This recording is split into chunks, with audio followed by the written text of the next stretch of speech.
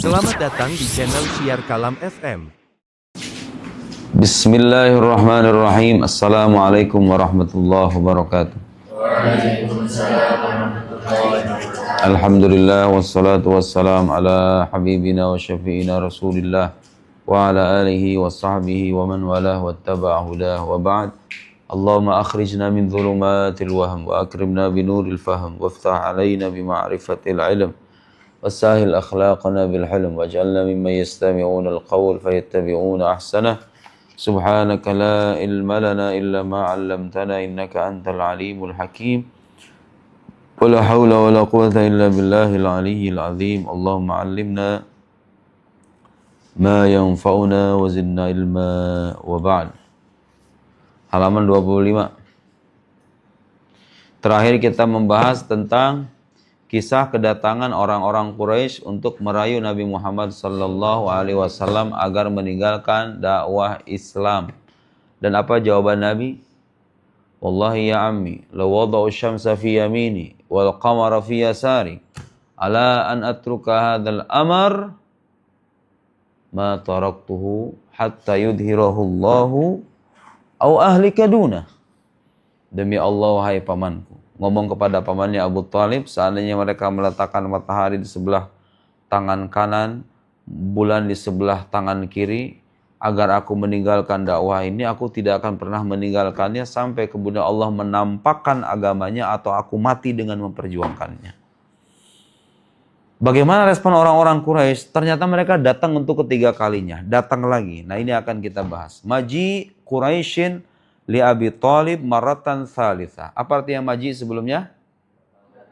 Bagus. Kedatangan orang-orang Quraisy. Ya, bagus. Maratan thalitha itu ketiga kalinya.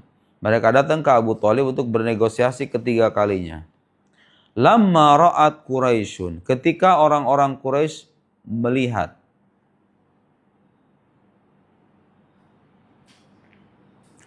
Anna Aba Thalib. Kenapa dibacanya Aba Thalib bukan Abu Thalib? Kenapa Sofi?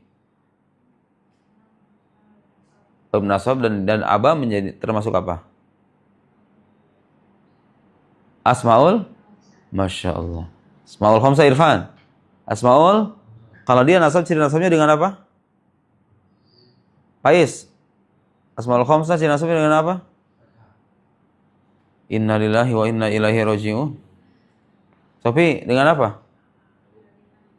Dengan alif, Faiz. Aduh, jurumnya pada hilang ini mah udah. Anna Abu Thalib la yurid ayyamna ibn akhi. Ketika orang-orang Quraisy melihat bahwasanya Abu Thalib la yurid, apa artinya la yurid? Tidak ingin. Ayyamna ibn akhi, mencegah keponakannya, mencegah Nabi dari berdakwah maksudnya. Ketika orang-orang Quraisy tahu bahwa Abu Thalib gak mau mencegah Nabi Muhammad untuk menghentikan dakwah Islam, gitu maksudnya.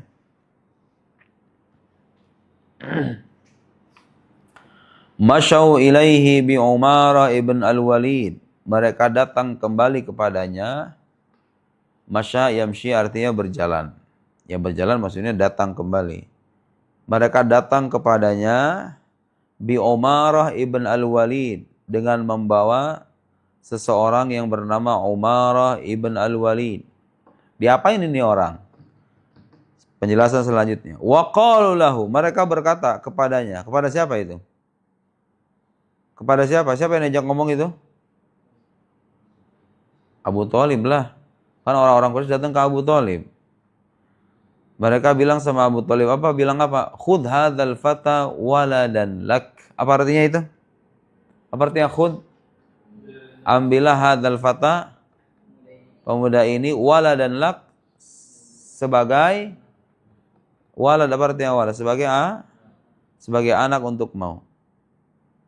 Ambil nih, jadiin anak buat kamu. Kata siapa?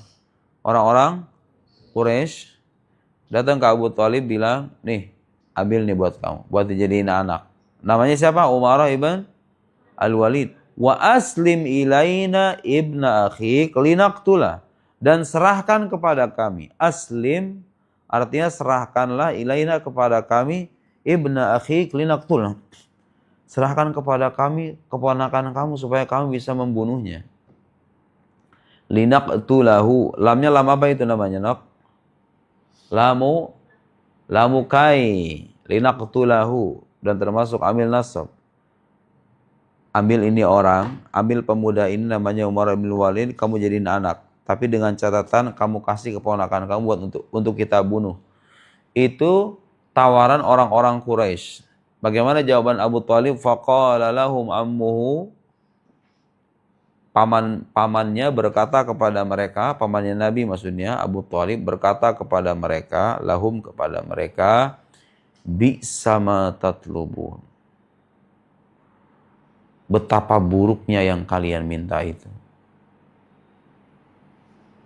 Sungguh buruk permintaan kalian itu. Kurang ajar. Permintaan yang kurang ajar. At-tu'tuni ibnakum li urabbiyah, apakah kalian ingin menyerahkan anak kalian kepadaku? At-tu'tuni ibnakum, apakah kalian ingin menyerahkan anak kalian kepadaku?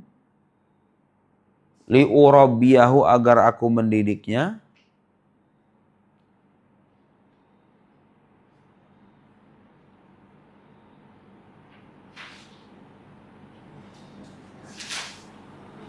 Wa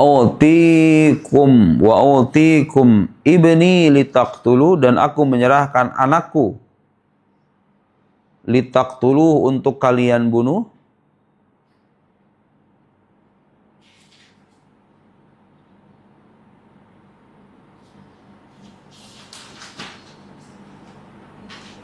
Wa utikum, dan aku menyerahkan ibni, anakku, litaqtulu, agar kalian bunuh.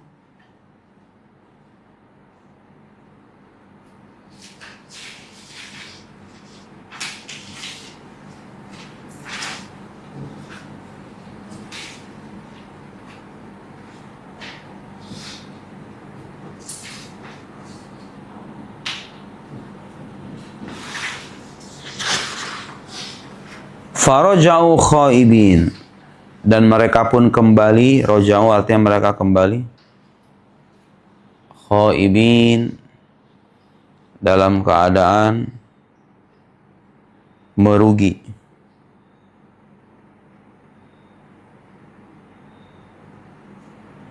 Gagal maksudnya ya. Mereka gagal dengan usahanya itu. Mereka kembali dalam keadaan gagal. War rasul lam yazal mustamirran, sementara Rasul terus menerus fi nashril Islam, menyebarkan ajaran Islam. Wa ammuhu yadfa'u anhu, dan pamannya senantiasa membela dirinya.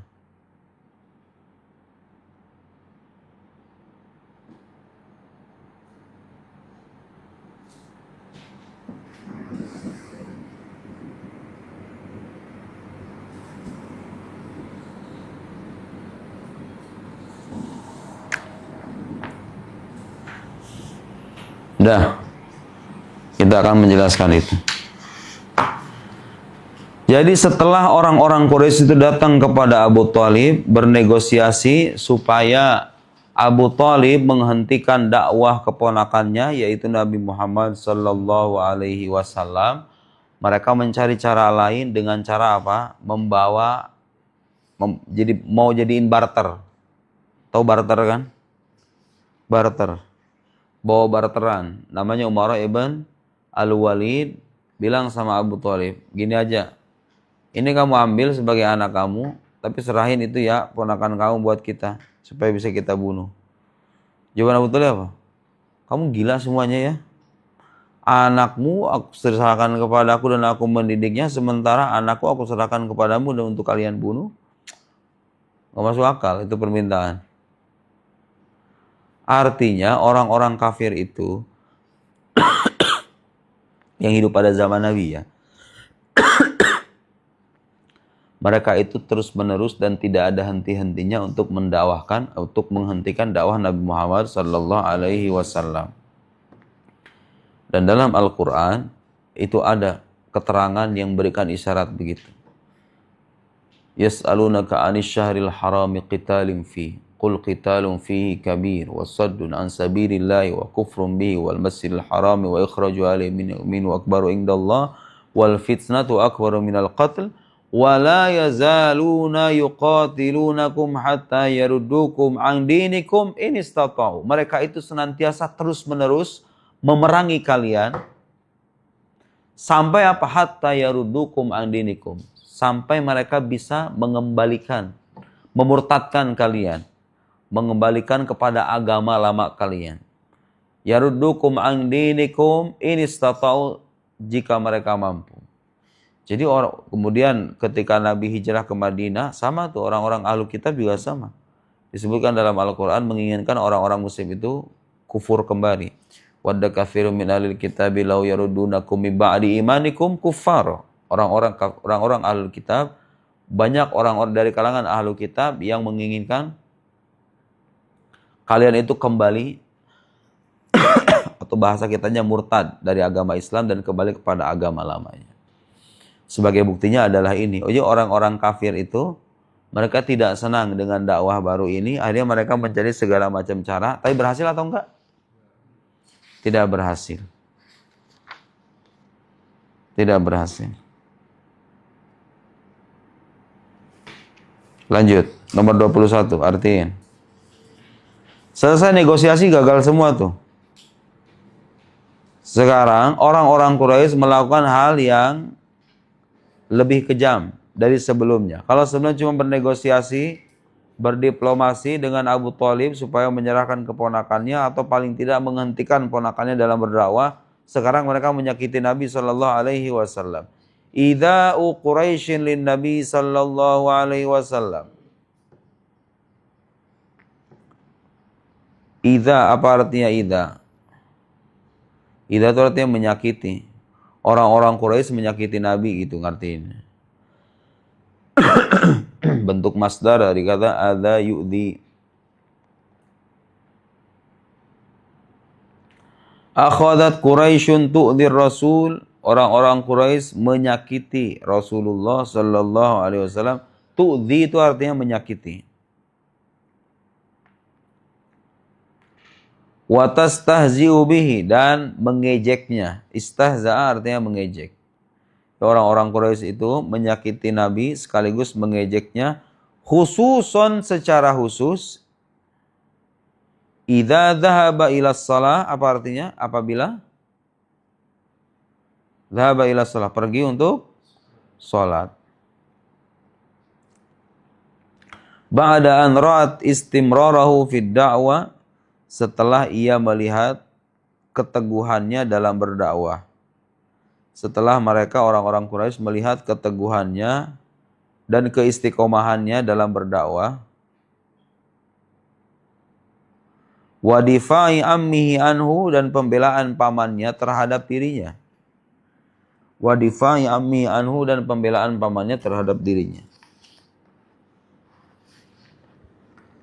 Jadi orang-orang Quraisy setelah mereka bernegosiasi dengan Abu Thalib supaya Abu Thalib mencegah keponakannya dalam berdakwah, mereka gak kehabisan cara. Akhirnya mereka menyakiti Nabi Muhammad sallallahu alaihi wasallam, mengejeknya, mengolok-ngoloknya, terutama ketika beliau keluar untuk sholat. Ada tuh sebuah riwayat itu dalam kitab sirah, itu suatu ketika Nabi Muhammad sallallahu alaihi wasallam itu dilempari kotoran, dilempari tanah di atas kepalanya yang mulia, kemudian pulang, masuk ke dalam rumah, ada putrinya kemudian menangis, melihat ayahnya diperlakukan seperti itu, kotorannya masih ada, jadi nggak dibuang. Beliau itu dilempari tanah kotor, datang ke rumah, ininya itu nggak dibuang, dibiarin. Kalau manusia normal gimana itu kalau digituin kira-kira? Kurang ajar. Brengsek emang itu orang, iya kan? Manusia normal. Nabi Muhammad dilempari tanah kotor, apa yang beliau lakukan itu dibiarin tanahnya. Saya masuk rumah, putrinya kemudian melihat. Apa jawaban beliau ketika putrinya menangis? La tabki ya ibnati, fa innallaha mani'un abak. putriku jangan menangis. Sesungguhnya Allah itu melindungi ayahmu. Untuk menunjukkan apa itu? Menunjukkan bahwa beliau tidak punya rasa dendam sedikit pun kepada orang-orang yang memusuhinya. Tidak membalas keburukan dengan keburukan. Itu ajaran Islam yang paling susah diamalin. Ada orang berbuat buruk sama kamu, kamu malah berbuat baik kepada dia. Tapi kalau kamu bisa melakukan itu, kamu akan mendapatkan kenikmatan batin luar biasa. Coba deh sesekali. Saya pernah coba soalnya. Ada orang berbuat buruk sama saya kasih hadiah. Atau kita kasih apa gitu yang buat dia senang. Terserah mau diterima apa enggak. Tapi yang jelas kita memberi hadiah. Itu nikmatnya luar biasa. Kalau nafsu kita cenderungnya apa? Kalau ada orang berbuat buruk sama kita, cenderungnya apa coba? Membalas. Ya kan? Kadang-kadang membalasnya lebih lagi. Nafsu manusia itu begitu tuh. Orang ngejailin kita, misalnya cuma diprosotin celana doang, sama kita ditelanjangin dia, iya nggak? Bener nggak? Dia prosotin celana kita doang, sama kita ditelanjangin, dipukulin, babak belur orang. Kadang-kadang kan begitu. Itu manusia kayak kita. Nabi Muhammad manusia yang berbeda dengan manusia yang lain. Beda dari yang lain itu mah. Nabi juga hatinya hati seorang nabi, beda dengan manusia biasa. Wa kana sallallahu alaihi wasallam yuqabiluhum bil hilm. Apa artinya hilm? Lemah lem. Beliau menghadapi mereka, qabala yuqabil artinya menghadapi, bil hilm dengan lemah lembut, menghadapi mereka dengan lemah lembut. Was sabar dan kesabaran. Aufu amman zalamak wasil man qata'ak. Maafkan orang yang menzalimimu. Ahsin ilaman asa ilaik. Berbuat baiklah kepada orang yang berbuat buruk sama kamu. Ya Allah, itu paling susah itu diamalin itu. Coba ada teman kamu jahil terus kamu kasih hadiah waktu dia ulang tahun. Kira-kira gampang gak itu? Enak. Teman kamu jahil tiap hari. Waktu dia ulang tahun, kamu kasih kue paling mahal. Bisa gak, no? Susah, itu paling susah itu. Tapi itu ajaran Islam itu. Bukan cuma memaafkan, kan ada levelnya. Orang berbuat salah sama kita itu, level paling minimalnya apa? Memaafkan. Kalau nggak memaafkan, mendiamkan deh paling enggak level minimal itu mendiamkan. Kamu nggak usah ngebalas dia gitu loh. Kamu diamin aja. Level selanjutnya bukan mendiamkan, tapi memaafkan. Ada level paling atas. Membahagiakan dan memberi dia hadiah. Padahal dia merugikan kamu. Coba itu bayangkan. Itulah akhlak Nabi Muhammad sallallahu alaihi wasallam, berbuat baik kepada orang-orang yang menzoliminya. Waktu terjadi peristiwa Fathu Makkah, beliau khutbah di hadapan orang-orang Arab yang beliau taklukkan itu. Jadi orang-orang kafir udah nggak bisa ngelawan Nabi lagi. Nanti itu menjelang beliau wafat terjadi pembebasan kota Makkah. Beliau datang dengan ribuan sahabatnya ke kota Makkah. Beliau kemudian berkhutbah di atas di hadapan orang banyak itu. Kemudian bertanya begini, ma tarawna anni fa'ilun bikum. Bagaimana kalian memandang aku? Perbuatan aku terhadap kalian. Bagaimana kalian melihat perbuatan aku terhadap kalian? Tahu jawaban mereka apa? Al-Karim ibnul Karim. Engkau adalah sosok mulia, anak dari sosok yang mulia. Jadi orang-orang Mekah yang musuhi Nabi itu gak bisa mengingkari fakta bahwa Nabi Muhammad itu meskipun mereka musuhi, itu orang mulia gitu, paham nggak? Jadi ketika orang-orang Mekah dalam puncak kelemahannya, nggak bisa ngelawan lagi, itu orang kalau manusia normal kan ada orang pengen ngebunuh kamu selama bertahun-tahun, terus kamu punya kesempatan membasmi dia, kira-kira sama kamu diapain? Ya dibunuh lah, iya nggak?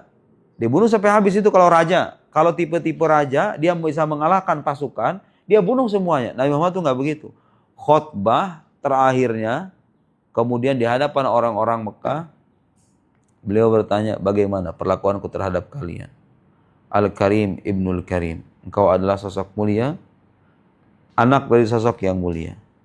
Kemudian beliau berkhutbah, setelah di sela-sela khutbahnya bilang sama orang-orang Mekah yang dulu pernah memusuhinya selama 23 tahun itu, selama bertahun-tahun musuhi beliau itu dan para sahabatnya, bilang apa sama orang-orang itu di hadapan orang-orang yang memusuhinya itu? Idhabu fa antumut tulaqa la tathriba alaikumul yaum. Tidak ada celaan bagi kalian untuk hari ini. Gak ada celaan. Gak bakal mungkin Nabi itu masa lalu mereka. Gak ada celaan bagi kalian. idhabu fa antumut thalaqa, kalian pergi, kalian semuanya bebas. Jadi orang-orang yang bertahun-tahun pengen membunuh beliau dan memerangi beliau dengan sahabatnya itu, ketika beliau di puncak kemenangannya, diapain? Dibunuh atau dibebaskan? Dibebasin. Sebagai bukti bahwa Islam itu bukan agama perang, bukan agama perang. Kalau seandainya Islam itu agama perang, udah mati semua itu orang-orang itu harusnya itu. Pada peristiwa Fatu Makkah, tapi itu tidak terjadi. Perang itu dilakukan untuk membela diri, bukan untuk menyerang terlebih dulu. Wal lutuf, lutuf artinya lemah lembut juga. Wal afu, dan sikap pemaaf dan maaf. Jadi beliau menghadapi orang-orang Quraisy yang menyakitinya itu dengan lemah lembut, kesabaran, dan sikap penuh maaf.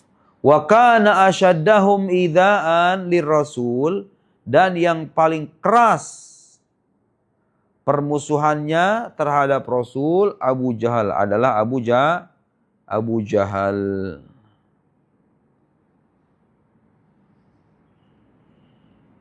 Dedengkotnya orang kafir nih. Yang paling keras permusuhannya kepada Nabi itu siapa? Abu Jahal.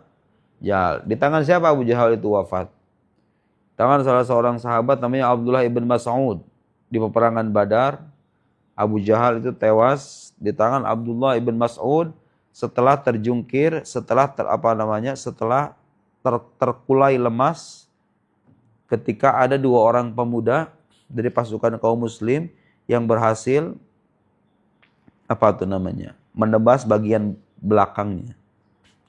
Jadi dia duel dulu dengan 2 orang pemuda, kemudian 2 pemuda ini berhasil mengalahkan.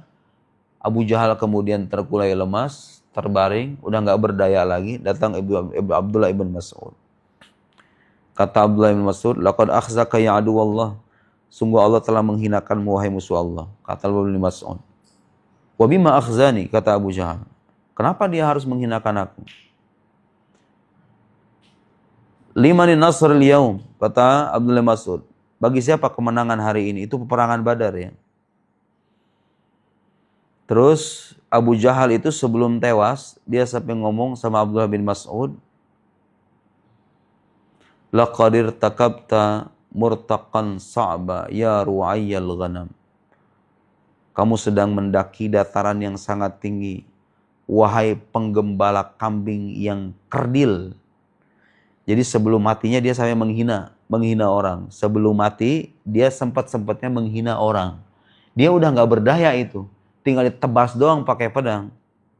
Udah nggak berdaya, tapi masih ngomong omongan yang bisa merendahkan orang lain. Ya Ru'ayyal, Abdullah Mas'ud dipanggil ya Ru'ayyal ghanam, wahai penggembala. Karena beliau itu badannya kurus.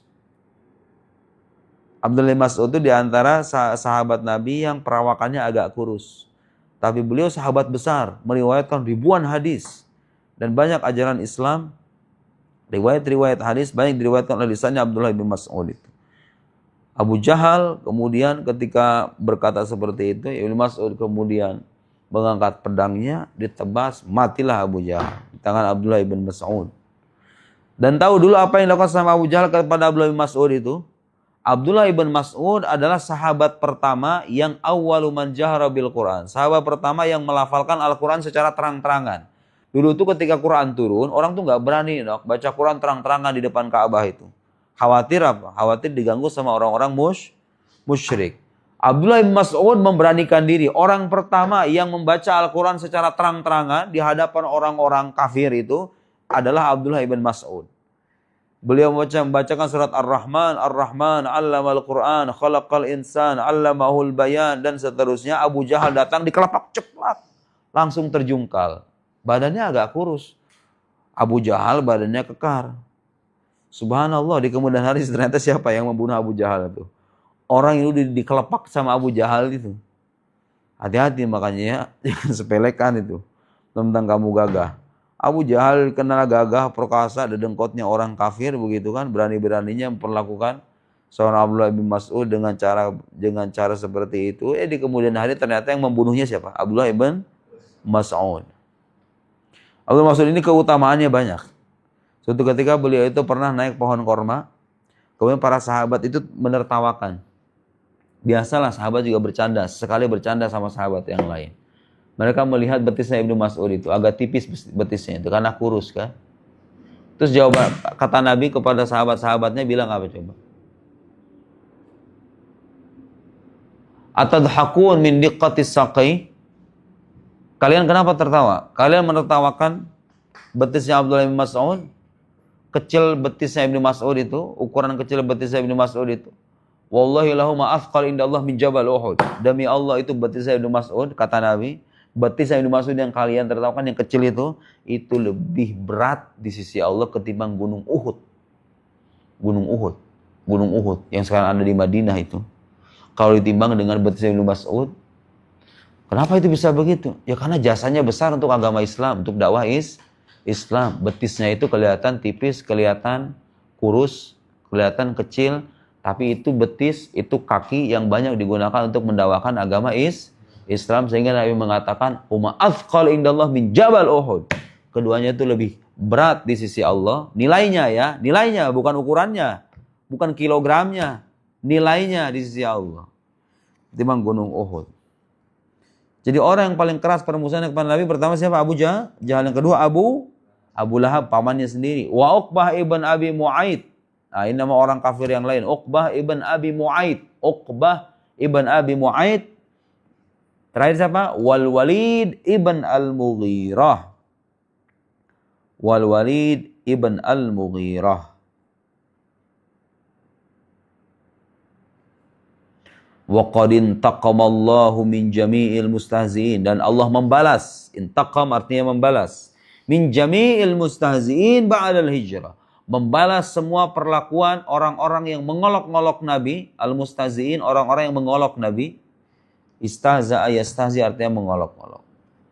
Allah membalas perbuatan semua orang-orang yang mengolok Nabi ba'dal hijrah setelah beliau hijrah. Terjadi peperangan apa? Perang Badar, perang Uhud, dan peperangan-perangan yang lain. Faminuhum man qutil, di antara mereka ada yang terbunuh. Wa minhum man ahlakathul amrad, dan di antara mereka ada yang ditimpa penyakit. Pokoknya mati aja pokoknya mereka itu semuanya. Yang kurang ajar sama Nabi itu enggak tersisa. Imam matinya itu karena peperangan kemudian mereka terbunuh atau karena penyakit. Sanaktafi bihadzal qadar, kita cukupkan sampai di sini. Wa nuwasil fil liqa'al qadim wallahu a'lamu bis-shawab.